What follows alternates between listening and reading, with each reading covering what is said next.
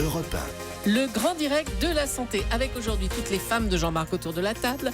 Anne Le Gall, Sabrina Philippe, Elisabeth Assayag, le docteur Catherine Solano et le docteur Martine Pérez. 2015 a été riche en événements qui ont marqué l'actualité santé. Ce matin, on vous propose une rétrospective de l'année qui vient de s'écouler. C'est le docteur Martine Pérez et notre spécialiste Anne Le Gall qui s'y collent toutes les deux. Elles ont réfléchi, elles ont travaillé et elles ont trouvé 5 éléments qui ont marqué cette année. Alors, docteur Martine Pérez, on commence avec l'espérance de vie qui a augmenté et l'écart homme-femme diminue. Et oui, on apprenait en janvier 2015 que l'espérance de vie à la naissance était désormais en France de 79,3 ans pour les hommes et de 85,5 ans pour les femmes en France métropolitaine. Et donc, au cours des 60 dernières années, l'homme et la femme, on a gagné en moyenne 14 ans d'espérance de vie, ce qui est quand même énorme.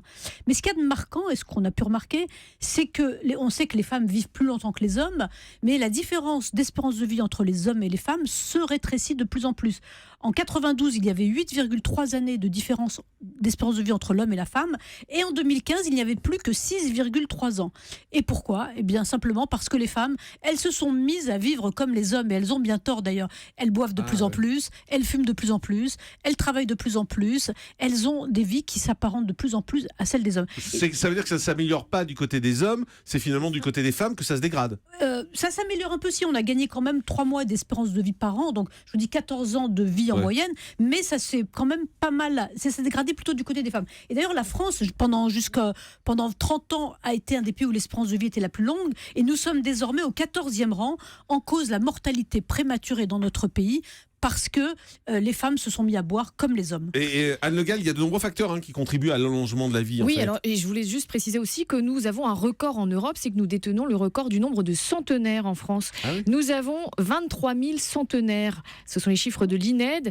Et ça, c'est 6 fois plus qu'il y a 25 ans. Et rien que dans 15 ans, il y en aura 42 000. Donc la France se distingue vraiment. Et ce qui permet, alors quand on regarde le profil de ces centenaires, ils n'ont pas forcément un mode de vie spécifique, mais il y a des points communs. Souvent, ces centenaires ont fait de l'exercice physique. Il y a beaucoup de femmes d'ailleurs. Il y a un régime alimentaire particulier, même si la doyenne de l'humanité mange beaucoup d'œufs et de bacon en ce moment. Il y a aussi une faible tension artérielle et un faible taux de cholestérol. Alors, autre élément, c'est le tube digestif qui a été assez bizarrement la grande star de cette année 2015. On vous en avait parlé dans ce grand direct de la santé. C'est un livre qui s'appelle Le charme discret de l'intestin qui s'est vendu à plusieurs millions d'exemplaires, docteur Pérez. Oui, et ce livre a été publié en France en 2015. C'est une jeune chercheuse allemande de 24 ans qui décrit par le menu, mais de manière imagée, avec des illustrations, tout ce qui se passe depuis la bouche jusqu'à l'extrémité finale de l'intestin. Je ne vous en dirai pas plus, vous imaginez bien. Et il se passe beaucoup de choses parce qu'il y a énormément de phénomènes au niveau du tube digestif qu'on peut percevoir ou pas d'ailleurs. Il y a beaucoup de pathologies qui sont liées à ça. Mais en fait, elle-même surfe sur une mode scientifique. Depuis 2 ou 3 ans, on s'est rendu compte qu'il y avait à l'intérieur du tube digestif des milliards et des milliards de bactéries. Et ces milliards de bactéries qu'on a complètement ignorées, elles jouent un rôle majeur dans le diabète, dans l'obésité, dans les maladies auto-immunes. Et il y a eu en 2015 1700 publications scientifiques internationales concernant ce microbiote. Alors, je vous donne quelques exemples. Par exemple, si on pense que ce microbiote joue un rôle dans l'obésité, et en tout cas, on l'a montré sur la souris. Vous prenez des souris maigres, vous prenez leurs bactéries du tube digestif, vous le mettez dans le tube digestif de souris grosses, et bien les souris grosses maigrissent. On s'est rendu compte que la maladie de Crohn, les gens qui avaient des maladies de Crohn, aujourd'hui, des humains, avaient un certain type de bactéries. Et bien, figurez-vous qu'on fait aujourd'hui en France des transplantations de microbiote chez des gens malades. On va même très loin aujourd'hui, puisque même en psychiatrie, on se demande si certains types de maladies psychiatriques comme la schizophrénie pourraient pas être liés à des interactions immunologiques entre les bactéries du tube digestif et le cerveau. Donc vous voyez, on va très très loin et on commence à découvrir tout un champ de pathologies qui seraient liées à ça, et on va pouvoir travailler et fabriquer des médicaments qui permettront de soigner toutes sortes de maladies du corps humain en changeant les bactéries du tube digestif. Anne Le Gall. Et plus ça va, plus on va pouvoir utiliser ces bactéries pour fabriquer des engrais, des sources d'énergie et effectivement des nouveaux médicaments grâce à l'informatique et à la génétique. Parce qu'en fait, il y en a tellement de ces bactéries. On en a 1,5 kg dans l'intestin. 1,5 kg de bactéries voilà, de bactéries dans notre intestin. Alors tout ça cohabite. C'est pour ça que j'ai l'impression d'avoir grossi. Et il y en a tellement que jusqu'ici, on ne savait pas trop comment les manipuler. Et en ayant leur profil génétique et grâce aux big data et aux ordinateurs qui peuvent mouliner, faire des calculs, les comparer, voir quelle bactérie peut se combiner avec quelle autre, et bien c'est comme ça qu'on va pouvoir savoir comment les utiliser à bon escient. Et puis le succès de ce livre, 455 000 exemplaires vendus en France, plusieurs millions à travers le monde, ça montre aussi quand même la passion des Français pour la santé, passion qui est de plus en plus forte. On le voit avec ce grand direct de la santé, vous êtes de plus en plus nombreux à nous écouter depuis que ça a été lancé également. Il y a une vraie passion, Dr Pérez, des Français qui est de plus en plus forte pour la santé, pour la médecine, pour essayer de comprendre ce qui leur arrive. Et ça, c'est peut-être aussi parce qu'on vit de plus en plus vieux. Bien sûr, on vit de plus en plus vieux, on accorde beaucoup plus d'importance à notre corps. Et puis moi, je trouve que en milieu scolaire, les enfants sont complètement désinformés en matière de santé. Heureusement qu'il y a le grand direct de la santé pour informer les Français. Voilà, ça c'était la séquence autopromo. Voilà. Non, mais parce que je vous assure que le manque de connaissances en matière de santé est grave, comme en économie d'ailleurs. Mais on devrait former les enfants, je trouve, dès l'école primaire, à ce que c'est que la santé. À la base, effectivement. Allez, troisième sujet que vous avez retenu toutes les deux pour cette année 2015, c'est cette sexagénaire allemande qui a accouché de quadruplés et qui a fait couler beaucoup d'encre dans le monde entier. Oui, alors vous savez, c'est cette femme qui avait 65 ans qui, le samedi 23 mai précisément, a donné naissance à 4 enfants très prématurés d'ailleurs. Pas de S à 4. 4 enfants. 4 enfants. Julie, excusez-moi. Parce que Julie est très stricte, elle a bien raison. 4 enfants très prématurés. Et c'est vrai que c'est quelque chose qui ne s'était jamais produit auparavant. Il y a eu une centaine de femmes de plus de 60 ans qui ont eu des enfants qui ont mis des enfants au monde. Mais elle, des quadruplés, elle faisait prendre des risques énormes à ses descendants. Et c'est vraiment la polémique, elle est là. Parce que quand on a des quadruplés prématurés à cet âge-là, eh bien, il y a beaucoup de risques pour qu'ils deviennent effectivement de grands handicapés. En réalité, j'ai pris... C'est désormais la mère de quadruplés la plus âgée du monde. D'ailleurs, il faut préciser qu'elle a été déjà mère de 13 enfants. Et malgré tout, à 65 ans, eh bien, on a accepté qu'elle ait des quadruplés. Alors, la raison pour laquelle on a accepté, c'est qu'elle a été dans un pays où on autorise toutes sortes de fécondation in vitro, de procréation médicalement assistée.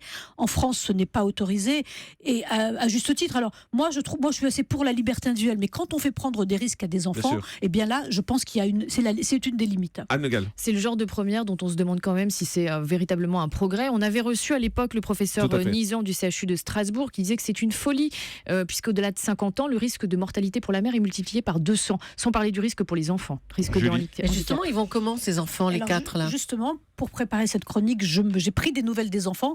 Alors, les dernières nouvelles en date d'août 2015. Eh bien, ils sont sortis de l'hôpital. Ils vont bien. Ils ont récupéré un poids normal. Et la maman est très épanouie, apparemment. Voilà les dernières nouvelles. Allez, quatrième info que vous avez retenue de cette année 2015, c'est l'étude qui a inquiété le monde entier au mois d'octobre. On en a longuement parlé dans cette émission. On avait même fait un grand direct spécial de la santé après la publication de cette étude qui classait la viande rouge comme cancérogène. Oui, alors c'est vrai que ça a suscité beaucoup d'inquiétude et beaucoup d'incompréhension. Cette étude expliquait et c'était l'Organisation mondiale de la santé, donc c'est pas n'importe qui expliquait que dans le monde entier, il y avait 34 000 décès liés à la consommation de viande rouge. Mais tout ça, c'est des extrapolations, ce sont des études qui sont sophistiquées. Ce n'est pas comme quand vous fumez, on vous dit vous avez un risque vous multipliez par 16 votre risque d'avoir un cancer du poumon. C'est des études statistiques qui sont complètement très difficile à interpréter. Oui, enfin, c'est ce qu'on s'était dit à l'époque. Comment l'OMS peut sortir ça du coup? Parce que c'est sérieux l'OMS. Mais bien sûr que c'est sérieux. Parce qu'on sait qu'une surconsommation de viande rouge augmente en particulier le risque de cancer du poumon. D'ailleurs, ils disent probablement cancérigène. Ils ne disent pas... non, ils disent peut-être cancérigène. Anne Le Gall. On reste très loin des dangers du tabac quand même, puisque c'est 1 million de décès contre 34 000 là pour la viande. Donc la bonne consommation, c'est 2 steaks par semaine maximum. Docteur Pérez, on termine avec le 5e élément. C'est l'année de l'innovation médicale. Vous avez 2 minutes pour nous parler des innovations médicales qui vous ont marqué. Alors, il y en a eu beaucoup. Il y a eu un vaccin contre le zona, il y a eu une prise de sang sans aiguille. Il y a des gens qui ont peur des aiguilles. On peut aspirer le sang avec un petit appareil. Vous me stressez en me demandant de parler très vite. Il y a eu l'autotest. Vous parlez doucement, mais vous faites des phrases courtes. L'autotest pour le sida à domicile a été un grand succès. Beaucoup de gens n'osent pas aller se faire tester en laboratoire. Eh bien, ils peuvent le faire à domicile désormais. Il y a eu plusieurs dizaines de milliers de tests qui ont été vendus.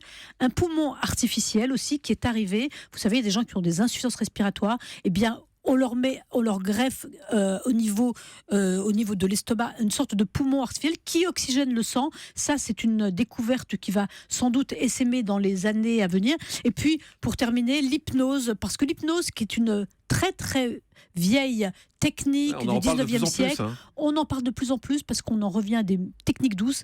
On l'a mise au point, on l'a étudiée, on a analysé. On sait qu'en chirurgie, au bloc opératoire, elle permet de réduire les quantités d'anesthésie, les quantités d'hypnotiques, les quantités de médicaments, et ça permet de faire les choses en douceur. Et puis, Anne Le Gall, je crois qu'en ce moment, à Las Vegas, il y a un salon qui est important justement pour l'avenir. Voilà. Alors, c'est le salon de l'e-santé, c'est ça? Alors, c'est le salon c'est le CES de Las Vegas, le grand salon de l'innovation grand public. Juste avant, je voulais dire, il y a Carmat aussi, le cœur artificiel. Oui, voilà, le 3e patient est décédé, mais c'est pas à cause du cœur. Il est décédé d'une insuffisance rénale.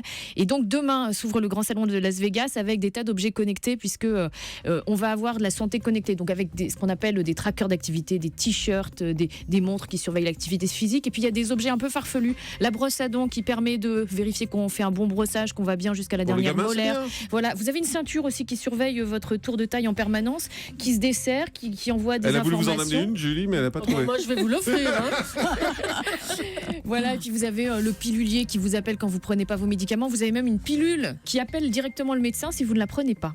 Waouh! Voilà, pilule connectée. C'est un peu coercitif, tout ça. En tout cas, on aura l'occasion de vous en parler tout au long de cette saison, bien évidemment, et jusqu'au mois de juin, mais non, parce que ça s'arrête jamais le Grand Direct de la Santé. Donc voilà, tout au long de l'année, on va vous parler de toutes ces nouveautés, de toutes ces innovations. Merci à toutes les deux. Dans un instant, Sabrina Philippe va nous dire comment concilier travail et vie privée. Puis le docteur Catherine Solano, elle nous dira quelles sont les bonnes résolutions à prendre côté sexe pour pimenter son année. C'est ce qu'on attend avec impatience. À tout de suite, Sora.